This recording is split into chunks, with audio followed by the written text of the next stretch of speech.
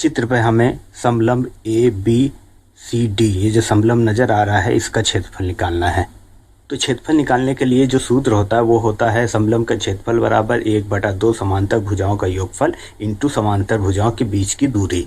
ठीक है, तो हम यहाँ पर देखते हैं हमारी समांतर रेखाएं कौन सी है। ए बी सी डी समांतर हैं, तो ये दोनों भुजाओं की लंबाई हमें चाहिए, क्योंकि ए प्लस बी दोनों भुजाओं को जोड़ेंगे।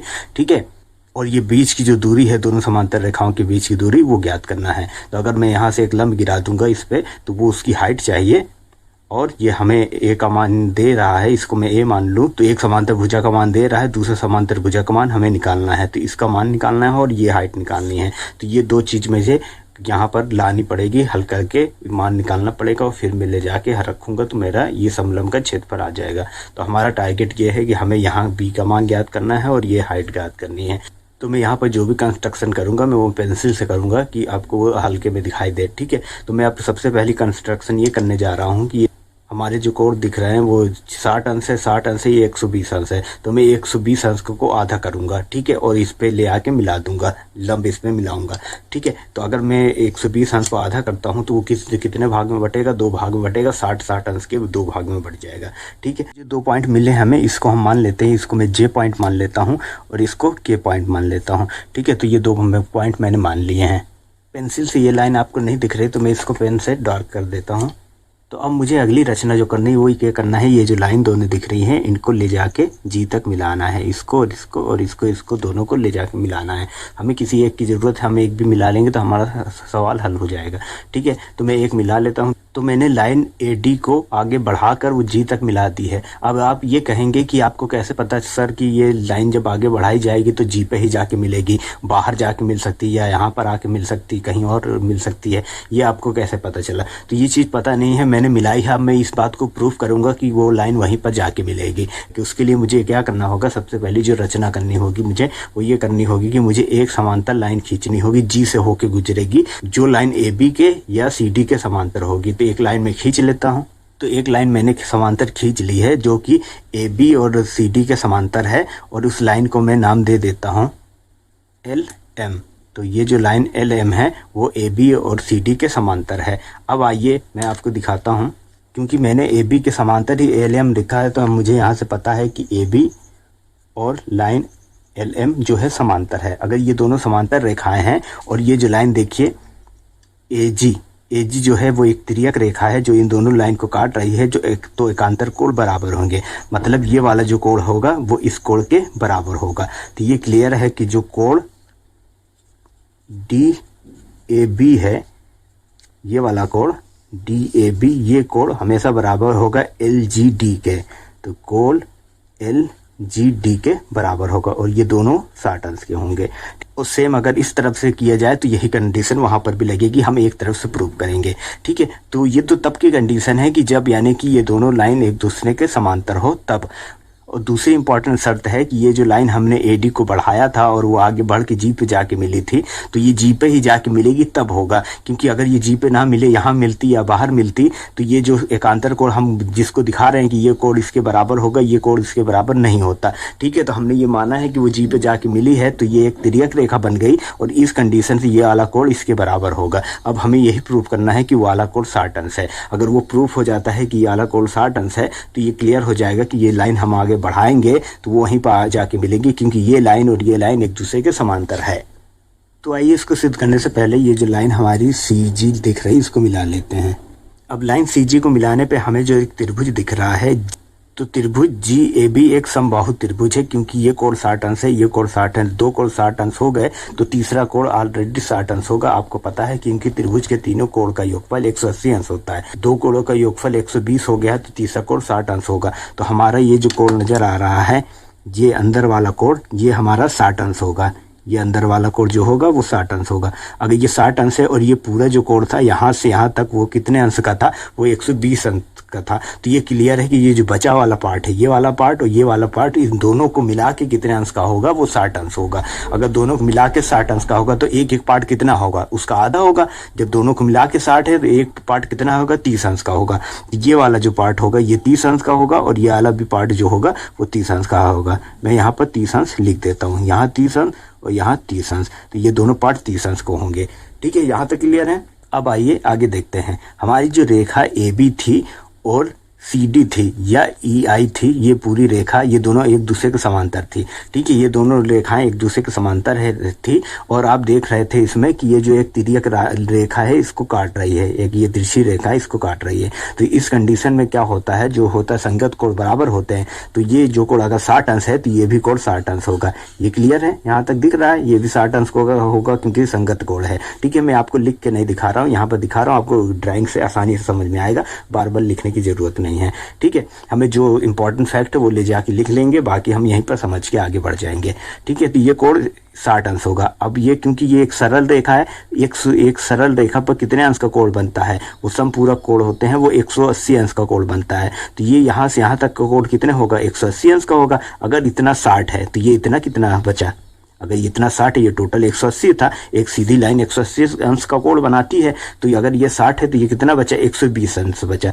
तो अगर ये 120 है तो ये त्रिभुज देखिएगा, त्रिभुज ई जी डी में, त्रिभुज ई जी डी में आपको ये देखते हैं कि ये कोण जो है 120 अंश का है और ये कोण 30 अंश का है। तो टोटल योग कितना हुआ, 150 अंश। तो बचा कितना, 30 अंश। तो ये कोण हमेशा 30 अंश का होगा। ठीक है, ये तो क्लियर है कि ये 30 अंश का होगा क्योंकि त्रिभुज के तीनों अंश कोणों का योगफल जो होता है वो 180 अंश का होता है। तो यहाँ से हमें ये पता चल गया कि कोण जी ई डी जो है वो कितने अंश का होगा, वो 30 अंश का होगा। ये हमारे इंपॉर्टेंट फैक्टर है, तो हम ये नोट करेंगे।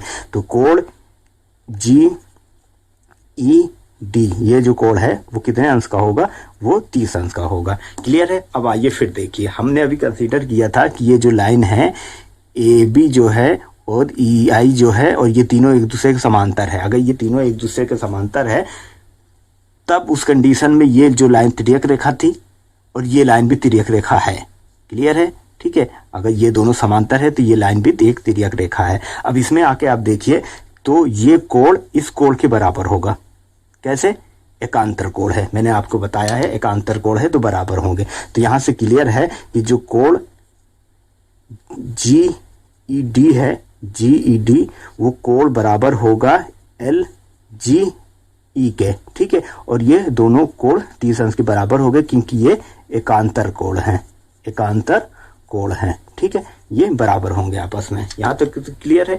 ठीक है, अब आइए जो मैं कहना चाह रहा था, जो समझाना चाह रहा था, वो हमें प्रूफ करने में हम पहुंच गए हैं, वो बात आ गई है। अब यहाँ देखिए, ये हमारा मैं टोटल इसी कोण को सिद्ध करना था। देखिए मैंने बताया था कि ये दोनों अगर पैरेलल है, समांतर है, तो उस कंडीशन में क्या कोण डी ए बी और कोण एल जी डी 60 अंश के होंगे। मैंने कहा था अगर मैं 60 अंश प्रूव कर दूंगा तो ये क्लियर हो जाएगा कि ये जो तिर्यक रेखा है इस लाइन को आगे बढ़ाएंगे तो वो जी पे जाके मिलेगी। यही मेरा सवाल था और यही आपका भी सवाल था कि आपको कैसे पता चला कि जब ये लाइन आगे बढ़ाएंगे तो वो जी पे जाके मिलेगी। तो मैंने पहले ही कहा था अगर मैं इस कोण को सिद्ध कर दूं कि वो 60 अंश का है तो ये क्लियर हो जाएगा कि ये लाइन आगे बढ़ाएंगे तो वो जी पे जाके मिलेगी। अब आइए देखिए, मुझे क्या निकालना है, कोण एल जी डी, इसका मान निकालना है। तो ये जो कोण है ये दो कोणों से योगफल के बराबर है, वो है कोण एल जी ई।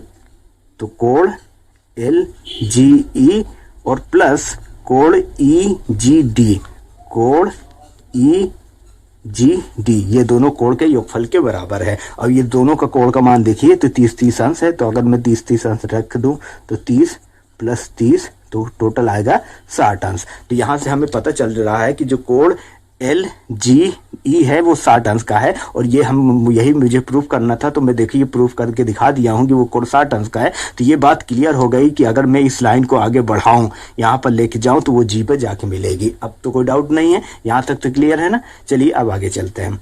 जिस प्रकार हमने सिद्ध किया कि ये वाला कोण 30 अंश है, वैसे ही इस तरफ वाला भी जो ये कोण नजर आ रहा है ये भी 30 अंश होगा। आप आराम से सिद्ध कर सकते हैं, कोई दिक्कत नहीं है। ठीक है, अब आगे चलते हैं। हमें ये दे रहा है कि ये जो मान दे रहा है CH वो है 2√3 और CH जो है वो इसके बराबर है, FD के बराबर है। तो ये दोनों मान बराबर होंगे आपस में, ये तो क्लियर है। ठीक है, अब आइए दूसरी चीज जो मैं आपको दिखाना चाहता हूँ, बहुत ध्यान से देखिएगा।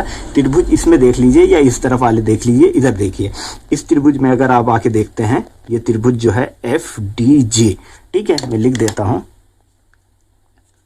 त्रिभुज FGD में। ठीक है, तो इस त्रिभुज में अगर आप आके देखते हैं तो क्या होता है कि ये कोण आपको 30 अंश दे रहा है। ठीक है, अब ये कोण देखिए, टोटल 120 में लिखा हूं, क्लियर है, ये इतना 60 था, ये टोटल 120 है, और क्योंकि ये इस पे लंब है, ये लाइन इस पे लंब है, क्लियर है, ये इस पे लंब है, तो ये कोण कितना होगा, 90 अंश होगा। तो 120 में अगर 90 घटाएंगे तो कितना बचता है, 30 बचता है। तो ये जो कोण आपको नजर आ रहा है वो 30 होगा, क्लियर है यह चीज, ठीक है। तो इस त्रिभुज में क्या हो रहा है, कोण एफ जी डी वो 30 दे ही रहा है, पहले हम निकाल चुके हैं कि इससे पहले जो हम वही कर रहे थे।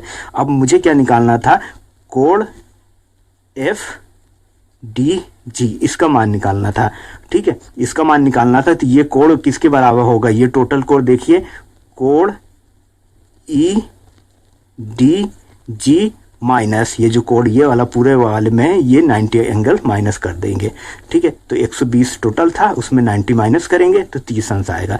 तो हमें ये त्रिभुज में क्या दे रहा है, इस त्रिभुज में 2 कंडीशन दे रही है। तो वो पहला है कि कोण एफ जी डी ये वाला कोण और ये वाला कोण एफ डी जी, कोण एफ डी जी ये दोनों क्या होंगे, 30 अंश होंगे। तो दोनों कोण बराबर हैं, तो त्रिभुज की प्रॉपर्टी है, किसी त्रिभुज के 2 कोण अगर बराबर है तो उसके आमने सामने की भुजाएं बराबर होंगी। तो इस त्रिभुज में अगर देखा जाए, ये कोण इसके बराबर है, तो इसके सामने भुजा ये वाली है और इसके सामने वाली भुजा ये होगी, तो ये भुजा इसके बराबर होगी, ठीक है, क्लियर। और इस भुजा का मान जो है, इस भुजा का मान ये दे रहा है, क्योंकि ये इसके बराबर है तो इसका मान 2√3 है, तो इसका मान 2√3 हो जाएगा, और ये मान यहाँ ट्रांसफर हो जाएगा, तो इसका भी मान हो जाएगा 2√3। यहां तक क्लियर है। तो हमें क्या पता चल गया, हमें पता है कि एफ जी का मान कितना है, 2√3 है, ये हमें मान यहां तक पता चल गया। अब हमें यहां पर आइए, त्रिभुज इसमें ये 30 अंश हमें दे रहा है, हमें इसकी जरूरत है, और इसका मान भी 2√3 होगा। तो यहां मैं आके लिख देता हूं, तो एफ जी का मान भी 2√3 है और एफ डी का भी मान 2√3 है। तो मैं यहां पर आके लिख दे रहा हूं। अब आइए देखिए इस त्रिभुज को, देखिए त्रिभुज एफ ई डी में, त्रिभुज एफ ई डी में आके देखिए तो क्या होगा, एफ ई डी एक समकोण त्रिभुज है, समकोण त्रिभुज है, ठीक है। तो समकोण त्रिभुज में आप आराम से त्रिकोणमिति लगा सकते हैं, यानी ट्रिग्नोमेट्री आराम से लगा सकते हैं। तो अगर इस त्रिभुज को देखूं तो मुझे इसका मान दे रहा है और इसका मान नहीं दे रहा है। इस कोण के लिए ये लंब का मान होगा, ये कर्ण होगा, ये आधार होगा। तो मैं आराम से कोई भी मान लगा सकता हूँ, sine theta, cos theta, tan theta. तो आपको जो भी त्रिकोणमिति अनुपात लगाना पड़ेगा, उससे आप बाकी जो भुजाएं का मान नहीं दे रहा है आप निकाल सकते हैं। तो सबसे पहले मैं क्या करता हूँ, ये कर्ण का मान निकालता हूँ, इसका मैं मान कुछ मान लेता हूँ, ठीक है। इसका मान मैं y मान लेता हूँ कि जो ई एफ का मान है, ई एफ वो है y, ये मैंने माना है, ठीक है। तो मुझे सबसे पहले y का मान निकालना है। तो y का मान निकालने के लिए, क्योंकि ये 30 एंगल हमें पता है त्रिकोणमिति में, तो हम सबसे पहले ये देखेंगे इस कोण के रिस्पेक्ट में कौन कौन सा मान दिया है, तो वो वाला हम अनुपात लगाएंगे। तो इस कोण के रिस्पेक्ट में सामने वाली भुजा को लंब कहते हैं, और जो सबसे लंबी भुजा रहती है उसे क्या कहते हैं, कर्ण कहते हैं। तो लंब और कर्ण दे रहा है, ठीक है, लंब और कर्ण दे रहा है, तो हम इस पे क्या लगा सकते हैं, साइन थीटा लगा सकते हैं। तो हम साइन 30 अंश लगाएंगे, तो आपको पता है साइन 30 अंश ये हो जाएगा लंब बटा कर्ण, और लंब का मान क्या है, डीएफ है, ठीक है, डीएफ बटा कर्ण क्या है, ईएफ है, ठीक है। तो ये रख दिए, मान अगर रखेंगे तो 2√3 बटा y, यहां तक आ गया। और आपको पता है कि साइन 30 अंश का मान 1/2 होता है, तो मैं यहाँ मान ले आके रख दूंगा, तो 1/2 बराबर 2√3 बटा y। तो यहाँ से y का मान निकालें तो y को इधर पक्षांतर करेंगे, 2 की इधर पक्षांतर करेंगे, तो y बराबर आएगा 2 दूनी 4, 4√3। तो y का मान 4√3 आ गया है। तो हमें y का मान यहाँ 4√3 पता चल गया है। तो अब ये पूरी लाइन अगर इसका मान निकालना हो, पूरी लाइन का 4√3 और 2√3 जोड़ देंगे तो टोटल कितना हो जाएगा, 6√3। तो मुझे अगर मान चाहिए ईजी का, ईजी तो वो बराबर हो जाएगा 4√3 प्लस 2√3 बराबर आ जाएगा 6√3। तो इस पूरे का मान पता चल गया। अब आइए फिर आगे बढ़ते हैं हम। तो इसी प्रकार मैं इस त्रिभुज में ई डी का भी मान निकाल सकता हूँ, जिसका मान अगर मैं यक्स मानूं तो इस प्रकार अब मुझे लगाना होगा tan 30 अंश, क्योंकि हमें लंब का मान दे रहा है और आधार का मान हमें निकालना है। तो tan 30 अंश बराबर होता है लंब बटा आधार, ठीक है। तो मैं अब tan 30 अंश लगाऊंगा, तो मैं लगाऊंगा tan 30 बराबर हो जाएगा, लंब हमारा 2√3 दे रहा है और आधार हमने x माना है, तो tan 30 का मान क्या होता है, वो होता है 1/√3, ठीक है। तो 1/√3 tan, तो इसका मान रख देंगे। यहाँ से अगर मैं यक्स का मान निकालूं तो यक्स बराबर हो जाएगा, यक्स इधर जाएगा, √3 आ जाएगा इधर, तो यक्स बराबर हो जाएगा 2√3 इंटू √3। इसको सॉल्व करेंगे तो यक्स बराबर 3 दूनी 6, तो 6 आया। यक्स का मान हमारा 6 आया, तो हम 6 का मान यहाँ ले आके रख सकते हैं। अब मुझे क्योंकि सी डी का मान ज्ञात करना, सी डी ही हमारी पैरेलल लाइन है, समांतर रेखा है ए बी के, और ए बी का मान हमें पता है। तो अगर इसका मान अगर निकालना है और इसके पूरे का मान में अगर बी मानूं, ठीक है, पूरे का मान अगर बी मानता हूं तो ये जो हमारा दिख रहा है डी जे, ये b/2 हो जाएगा, b का आधा हो जाएगा, ठीक है। और अगर मैं त्रिभुज जी जे ई देखूं, इस त्रिभुज में 30 अंश का कोण ये है, इसका मान हमें पता नहीं है, मगर इसका मान हमें पता है। ये टोटल हमें लाइन पता हुआ है कितना है, और ये हमें ये मान पता नहीं है, ठीक है। तो हम इसका मान आसानी से निकाल सकते हैं। वो कैसे निकाल सकते हैं? अगर तो त्रिभुज अगर मैं देखूं, त्रिभुज ई जी जे में, ये जो त्रिभुज है इसमें अगर मैं देखूं तो मुझे इसका मान निकालना है। तो इस त्रिभुज के सापेक्ष देखा जाए तो ये लंब होता है, ये आधार होता है, ये कर्ण होता है। तो मैं cos थीटा लगाऊंगा, यानी cos 30 अंश लगाऊंगा। तो cos 30 अंश लगाऊं तो अगर क्या हो जाएगा, cos 30 अंश बराबर हो जाएगा ई जे बटा ई जी, ठीक है। और ई जे का मान क्या दे रहा है, यक्स प्लस b/2, तो मैं उसका मान ले आके रख दूंगा। ई जे का मान है यक्स प्लस b/2, ठीक है। और इसका मान क्या है, ई जे का मान यह है 4√3 और 2√3 को जोड़ देंगे तो वो आएगा 6√3। तो यहाँ मान में ले आके रख दिया। अब इनका मान, क्योंकि यक्स का मान हम निकाल चुके हैं, ऊपर 6 होता है तो 6 ले आके रख देंगे। अब बात आता है cos 30 अंश कितना होता है। cos 30 अंश होता है √3/2, तो मैं ले आके रख दूंगा √3/2 बराबर, यक्स का मान हम निकाले थे 6 प्लस b/2 अपॉन 6√3, ठीक है। तो यहाँ 2 से मैं 6 काट सकता हूँ, तो काट देता हूँ। तो ये कितना आया, 3 बार गया। अब इसको इधर गुणा कर लेंगे तो 3√3 इंटू √3 ये आया, इससे गुणा हो गया और बराबर आएगा 6 प्लस b/2। इसको हल कर लेंगे तो 3 अंडर रूट को गुणा करेंगे 3 आएगा, 3 3 का 9, तो 9 बराबर 6 प्लस,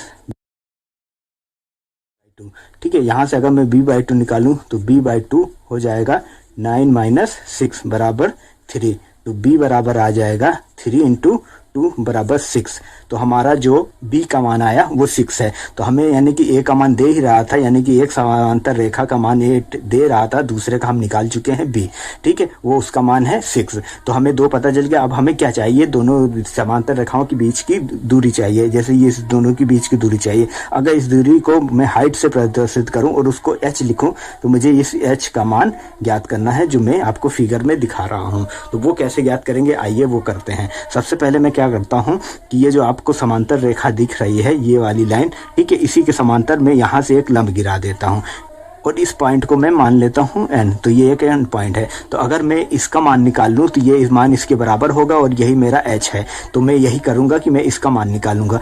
त्रिभुज ADN में इसमें देखा जाए तो कोण यहाँ पर हमारा 60 अंश दे रहा है, मुझे ये निकालना है, ठीक है। तो अगर मुझे ये लाइन पता हो या इसका मान पता हो तो ये लंब है, मैं लंब आसानी से निकाल सकता हूँ। तो मुझे ये तो नहीं पता मगर ये पता है। कैसे, आइए मैं करके दिखाता हूँ। मैं सेम इसी के पैरेलल यहाँ पर भी एक लाइन खींच लेता हूँ, जैसे यहाँ पर खींची हुई है। तो ये हमें यहाँ पर आके खींच लेता हूँ, तो आपको आसानी से समझ में आएगा जो मैं समझा रहा हूँ, ठीक है। ये मैं खींच लिया। अब आइए देखिए, ये टोटल लाइन जो है वो कितनी है, 8, ठीक है। इस टोटल लाइन की लंबाई कितनी है, 8 है, ठीक है। और यहाँ से यहाँ तक हम कितना निकाले, 6, अभी हम कैलकुलेट करके निकाले हैं। तो ये यहाँ से यहाँ तक जो अंदर वाला पार्ट है ये 6 होगा। तो कितना बचा, 8 में से 6 घटाएंगे 2 बचा। तो ये वाला पार्ट और ये वाला पार्ट मिला के 2 मान है, ठीक है। तो ये क्योंकि दोनों बराबर हैं, और तो ये मान कितने का हो जाएगा, ये भी 1 का हो जाएगा और ये भी कितने का मान हो जाएगा, 1 का हो जाएगा। ये मैं लिख के नहीं आपको दिखा रहा हूँ, फिगर में आपने निकाल लिया। तो हमें ये मान पता चल गया, ये आधार पता चल गया, हमें ये h का मान निकालना है। तो मैं आराम से क्या लगा सकता हूँ इसमें मैं लगा सकता हूँ tan 60 अंश, ठीक है। क्लियर है कि तो tan 60 अंश अगर मैं लगाऊं इस त्रिभुज में, त्रिभुज DAN में अगर मैं tan 60 अंश लगाऊं तो क्या हो जाएगा, tan 60 बराबर हो जाएगा लंब हमारा है DN बटा और आधार है AN, ठीक है, AN। अब इसको हम आगे मान रख दीजिए। तो DN का मान h में माना हूँ, h रख देता हूँ और इसका मान 1 आया है। तो यहाँ से अगर मैं h निकालूं तो h बराबर आ रहा है tan 60 अंश, और tan 60 अंश का मान होता है √3। तो h का मान कितना आया √3। अब हमें क्या है कि हमें a का भी मान पता चल गया है और b का भी मान पता चल गया है और हमें हाइट भी पता चल गई, तो हम आसानी से निकाल सकते हैं समलंब का क्षेत्रफल। तो समलंब का क्षेत्रफल बराबर होता है 1/2 समांतर भुजाओं का योगफल। तो समांतर भुजा हमारी इसको a मान रहे हैं, तो पहली a हो गई और प्लस b हो गई और इंटू हाइट, ये हमारा फार्मूला होता है। तो ले आइए मान रख दीजिए, तो 1/2 तो 1/2 रहेगा ही। a का मान 8 दे रहा था और b का मान हम 6 निकाले, 6 रख देंगे, और h का मान √3 निकाले हैं, ये मान रख देंगे। ठीक है, तो इसको हल कर लीजिए, तो 8 6 कितना हो जाएगा 14 आया, 14 इंटू √3। 2 से 14 काटेंगे 7 जाएगा और 7 √3 आया समलंब का क्षेत्रफल। यही हमें ज्ञात करना था। तो आशा करता हूँ इस वीडियो में आपको बहुत कुछ सीखने को मिला होगा। ठीक है, तो अगर आपको ये वीडियो अच्छा लगा हो तो मुझे सब्सक्राइब करिए, लाइक करिए, कमेंट्स करिए और शेयर करिए। Thank you.